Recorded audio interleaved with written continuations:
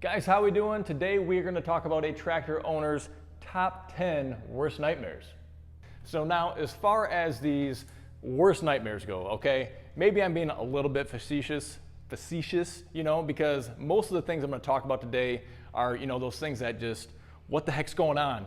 Something just breaks, or you put your tractor in the garage, you go to use it the next day and it doesn't work, or you're out in the middle of a field. Some of these are customer examples that I'm drawing from, or my own examples, or just things that I know can happen. So it doesn't mean what I'm going to tell you is going to immediately solve your problem, but a lot of things can be solved either in just a matter of seconds or minutes, or at worst case maybe an hour or two, versus taking it to a dealer, having it sit there for a week or two, and having a lot of labor costs and other things. So check these out. Maybe these will help solve your problems and alleviate the worst nightmares in your life. Man, what the heck is going, this stupid thing was working just fine yesterday. What the heck's going on with it now? Something's obviously broken. It's probably gonna cost like $1,000 to fix, right? Huh, oh wait, what is this thing right here? I bumped it accidentally. Look at that. Now it moves just like it should. There we go. Loader lockout, okay? Useful when you want it to be, but if you don't know it's there, you don't know what's going on, and you accidentally locked out your functionality, that's probably just what happened right there. So super easy fix. I want to show you some PTO couplers here, okay, and I want to explain to you the secret of attaching or detaching, all right? And so everybody knows you have the splines, okay, and so the splines on the tractor side are going to have to fit right in these little grooves here. That's how it's going to go on, all right? So, but what you got to do is you got to either pull back on a collar like this, so you pull back with a hand like that, or there could be a button. I'll show you one of those as well. But you got to get this back to a certain point. There's little balls that are in there that'll release once you pull that back and allow you to slide it on the rest of the way, and then it'll really lock in place in there. And you have to reverse that process if you want to take one of these things back off. And I just want to point this one out as well, because this is going to be that push style, all right? And so it's going to do the same thing as the collars, but you're just simply going to push that down instead of having that whole collar to push back. But if you're interested or having trouble attaching and detaching your 3-point attachments in general, whether it's the 3-point or the PTO, I'd encourage you to check out the video I did specifically about that. I'll post that up top there so you can take a look at that as well. One of the interesting ones are going to be on the mower deck, like what you have here. This is a mower deck off of a 2025R, a new style. If you're in the market for it, it's 54 inch, it's got everything it needs. It is for sale, it's on consignment. But this is actually going to stay in a locked open position here, and it will not lock until it gets onto the mid PTO shaft that's on the mower deck underneath the tractor. So interesting. If you see it locked back almost like it's jammed and you're wondering what's going on, it'll release and it'll go on, it'll fit right on the PTO shaft when you put it on there. I wish I would have shot this video a couple days ago. I actually had this system here I'm going to talk about just a couple days ago, but I don't. So there's a lot of levers on these tractors. Even if it is a hydrostatic machine, you're still going to have a range select lever between high and low and medium if you have it, like this one has medium as well. Most tractors are going to have the 2- or 4-wheel drive, whether it's a lever like this, could be a pull handle up and down, it could be located over here, that kind of thing as well. And also, a lot of machines are going to have a mid and a rear PTO, where you might only run the mid, you might only run the rear, or you might run both at the same time depending on your application. So a lot of times you're going to feel like it's, oh man, it's really hard to push a lever from one range to another, or from 2-wheel to 4-wheel drive, or from the mid PTO to the rear, especially if you don't change it very frequently. And yes, that actually can be a real pain in the butt to do. So what you can do to make that easier, there's nothing broken, okay? It's not actually a huge problem with your machine, but you simply just need to remember that these are a big hydrostatic, transaxle, hydro transaxle, so there's a lot of gears, a lot of everything else inside there that needs to sync and mesh and work together.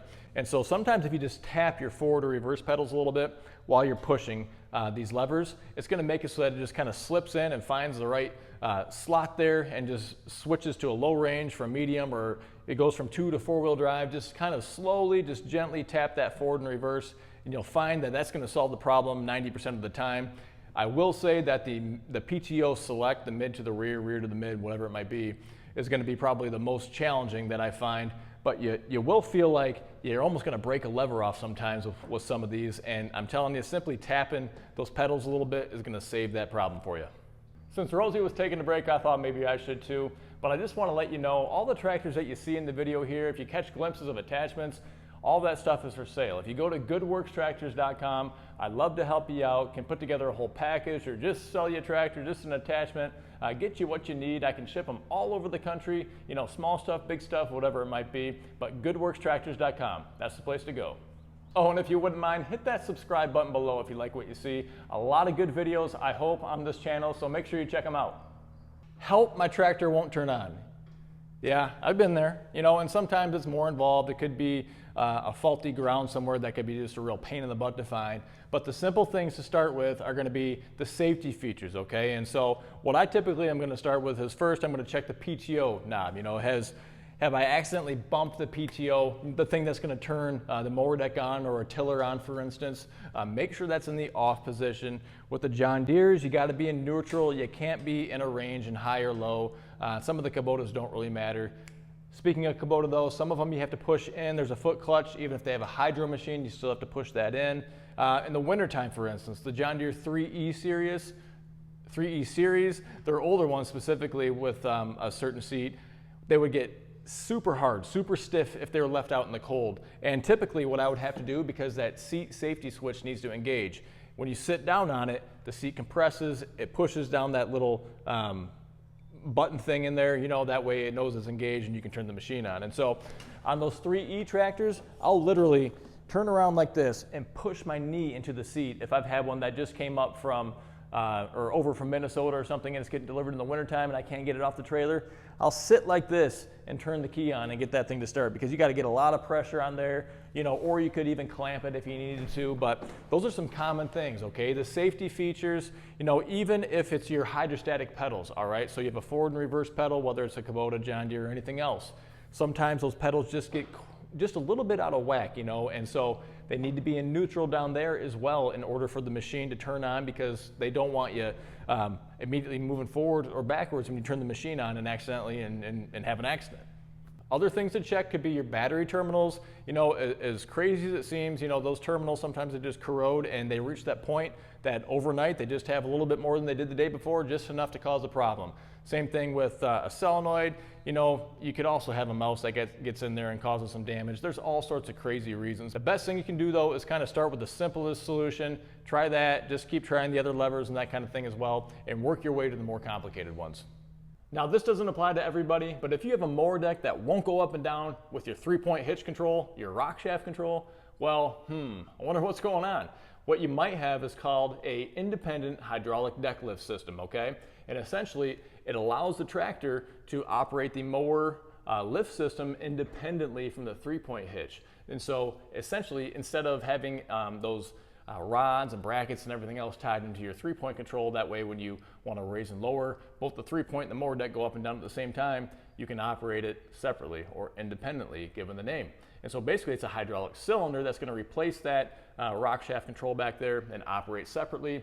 But what it has is a whole separate quick coupler that's going to be down here. And so where you have these 4 quick couplers here that would normally operate your front end loader, well, typically you're not mowing with your loader on, right? And so you'd have all these quick couplers released. There'd be no loader on there. You can take that extra hose that's down here with the quick coupler, plug it into any one of the 4 open ports there, and then you're going to use your loader joystick right here just to raise and lower your mower deck. And so there's going to be different slight variations to that depending on the series, whether it's a 1 series or an older 2 series or even like a 3R series is going to have that same kind of an option. But on a 3R series, for instance, there'll be outlets you got to plug into on the back too. There's a lot of different variants to that, but if you think you might have one of those, check it out, because if your mower deck's not going up and down, it's more than likely related to one of those independent hydraulic deck lift systems.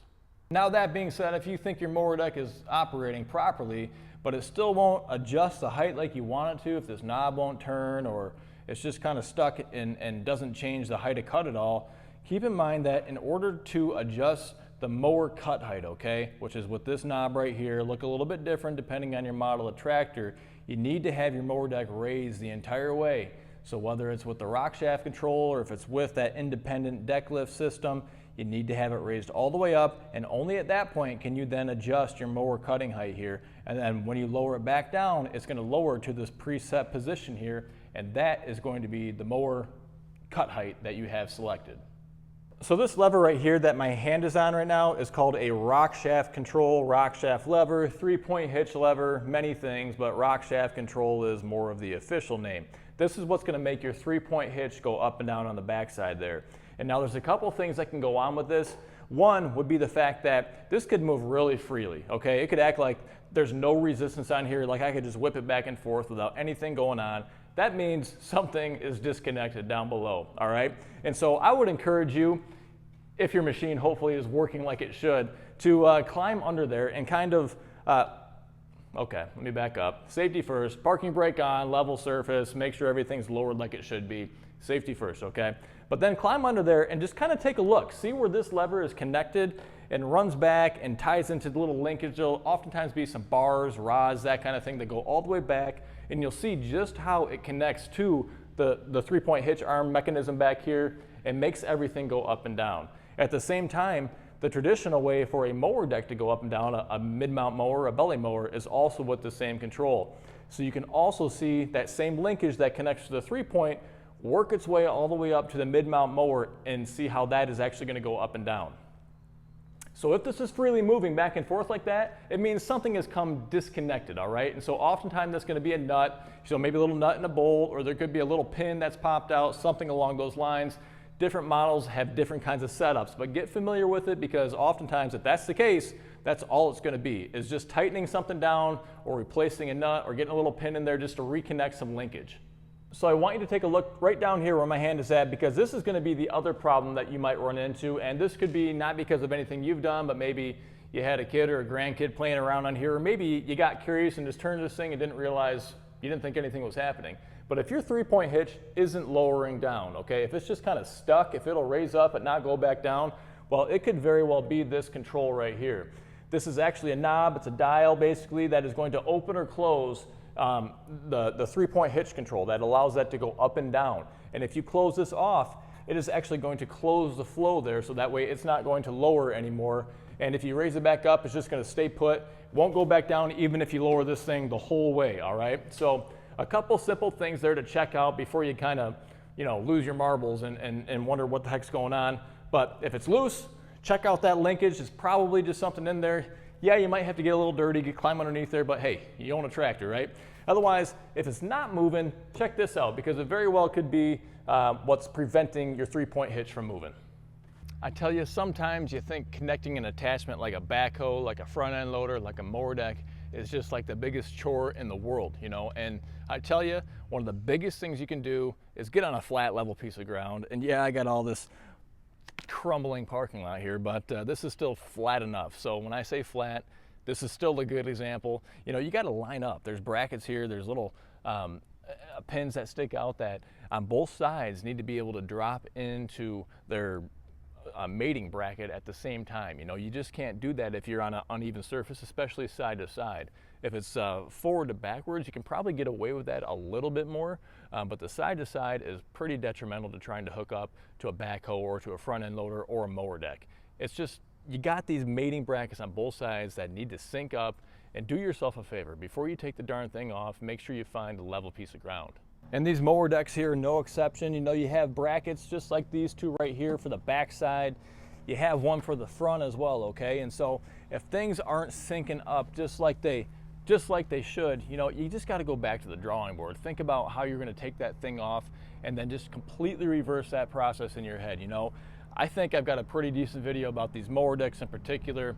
I'm hoping to come out with some pretty good videos too, showing the front end loader attachment and detachment, that kind of thing, and hopefully with the backhoe as well. But you just got to reverse engineer that whole process. Just slow it down. Try to let the machine do most of the work. If you're putting a lot of physical exertion and effort into getting this thing to reattach or detach, you're doing something wrong, because they designed these machines and these systems here to be relatively easy to do, for the machine to do, not for you, because these things are big, bulky, and beefy, and that's not fun for anybody to try to manhandle. And I'm always asked about this. These are the mirrors right here, okay? I'm asked where you can find them. Go right to the description underneath the video here. You can get these mirrors. They rotate around, they swivel. For most of the John Deere loaders, there's going to be a hole that's in the top of your loader arm. I don't know if you can see this one over here, but if you do, you can bolt these things right to it. They come in as a single, they can come as a double, as a pair. You can get one for either side, but very cool. I think they're 7x12, something like that, but in the Amazon store, in the description, okay, right underneath the video. One of the more frustrating things is if you are not getting a hydraulic response from your attachment that you have plugged in to the tractor's hydraulic system, okay? And so we're not going to talk about this fancy mechanism here because this takes a lot of the pain out of it. This is called a single point hydraulic connection. It's starting to become more and more prevalent as an option on a lot of John Deere tractors. Some of the Kubotas now even offer a similar version of this as standard equipment if you get a front end loader. So basically, the 4 hoses that you would normally connect for your front end loader can all be accomplished, disconnected or reconnected with one lever here. What this machine has on it though are going to be a couple extra. This is the more traditional Pioneer style of hydraulic quick connector, quick coupler right here. And oftentimes, not all the time, once you kind of get the hang of it, this typically isn't an issue. But if you're trying to operate your front end loader or anything that you have plugged in, whatever these hoses are leading to, a cylinder to actuate some movement, if it's not responding, more than likely, it's just not seated in here correctly. And so it can be a little bit tricky because you can view this and think it's seated in there correctly, but if you give it a tug, you'll know because you'll either be able to pull it right out or it's going to stay there like it is. I'll show you what I mean. So really quick, to release one of these or to put one back on, you're going to have this outer collar here. You want to push back on that, down in this case, just push back on that, and then you can pop out the coupler. And you might have seen it there. There were actually a couple drops, a little bit of oil around here. You can see some oil down in there. So if this was facing this way, you could definitely have some oil that comes down and hits the ground. Okay, so to push this back in, you got to make sure that you push this collar down the whole way. If you don't, it's just going to kind of look like it's connected, but it might not be. So right there, I push it all the way back in, I'm giving it a tug, and now I know it's connected, and I'm going to have flow going through there as I need to.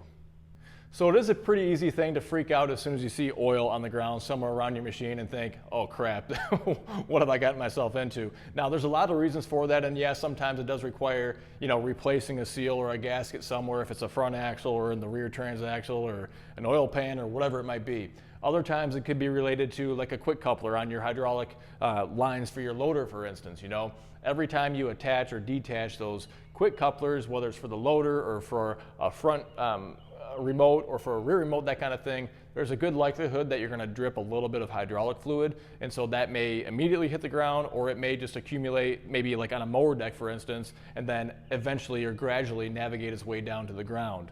So it's really nothing to get overly concerned about unless you see some sort of gigantic pool of fluid that's on the ground. And I had that happen recently actually. I just got in a reel mower and I did a few passes on my lawn, set the mower on my driveway, had to come here to the shop, went back, an hour later, something like that, and there was like a huge pool, just like this. I had just pulled that thing off the trailer when it got delivered here, did a quick check on it, and then boom, went to work and mowed a little bit and then had to come back over here. However, this leak didn't show up right away. It showed up after it sat there for a while, but the hydraulic filter had got damaged somehow, and I don't know what caused it to not leak right away, but when I got back, that huge puddle right there, and I'm telling you, it was just a quick trip to the Napa store. I got a new hydraulic filter, swapped it out, and it was good to go.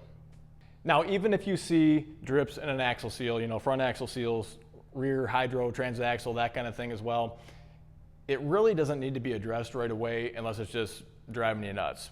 A small drip, a small leak like that, you can monitor that for a really long time, as long as you can just maybe put some cardboard, put something underneath there just to catch it so it's not ruining your floor or seeping into the ground, that kind of thing.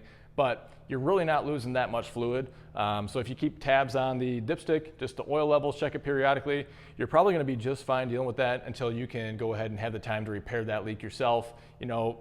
Gaskets and seals like that for front axles, rear axles, they're really not that expensive. It's more the labor if you have to take it in and have somebody do it that is going to get kind of expensive. You do it yourself, you're going to save a lot. Okay, now this last one here is specifically for you 3E series tractor owners again, okay? So this is the second one that's kind of for that. I talked about the seats that get really hard and almost don't compress so the safety switch won't engage. This is another one really all about that 3E series, and it's related to the solenoid for the rear PTO. This is not a 3E series here. I don't have one here at the moment, but there's a little pull knob right here. The new ones are going to have a push button up here, I think it is, or maybe it's a push button over here. Yeah, over here, I think. But regardless, that PTO, when you pull up on it like that, it might even say it's spinning up here, but there's nothing happening back here. Well, what's more than likely happened is the solenoid that's going to be tucked under the seat down here. It's going to be a black solenoid typically. Somewhere right down in this vicinity, you'll see it because it's fairly open down there. It's just kind of bound up, it's seized up, that kind of thing. So this happens a lot on 3E series tractors when the PTO isn't used very often or if it hasn't been used in a long time. And it's one of those things that I suggest that you just periodically turn the PTO on and off even if you're not using it, just to cycle it and make sure it's working freely. But if yours is seized up, make sure the PTO is on like that and get just a little hammer or even just a little wrench, nothing crazy, but you just kind of want to tap it a little bit to get that to free up. And I've had that happen 3 or 4 times on tractors that come in because some of them just don't use the rear PTO, and so it just never gets used. It just kind of, I don't know, it just freezes up almost. But you tap it with a wrench or a little hammer, whatever it is, and sure enough, it'll break free after a certain amount of time. You'll be back in operation, and it's not really a problem after that. Just always remember to keep cycling that on and off. And you're seeing Rosie here for the first time in a while. So she was diagnosed with Lyme disease, believe it or not too long ago. And then it turns out, since those antibiotics weren't really doing the job all the way, that we had to try something different, even a steroid. And now we think she may also have IMPA, immune-mediated polyarthritis. So these are both conditions that attack the joints, make things very, very painful. Rosie couldn't even walk or get up at all for hours and hours on end, and this was just for 2 or 3 weeks. And these steroids really seem to be doing the trick, and it's just a very painful joint condition. There's no appetite. Honestly, we didn't know if she was even going to make it, but the steroids really seem to be helping, and so who knows how long she's going to have to be on that or not, but this is the best that she's done in weeks now. So she's been walking around a decent amount, and she still lays down, but she's got a pretty good appetite, that kind of thing too. So she went back to laying down over there, but if you would keep Rosie in your prayers, we sure would appreciate it. Well guys, I hope you enjoyed the tractor owner's worst nightmares there. You know, that's just a pretty good list there. I know there's others out there. Leave a comment below if you have something to share. This isn't going to fix every problem that's out there, but it does take care of a lot of those, and it crosses off a lot of the easy to do yourself, easy to check yourself kind of items where you can possibly get back up in action sooner rather than later. If you like what you see here, hit that subscribe button below. Until next time, stay safe. We'll see you soon.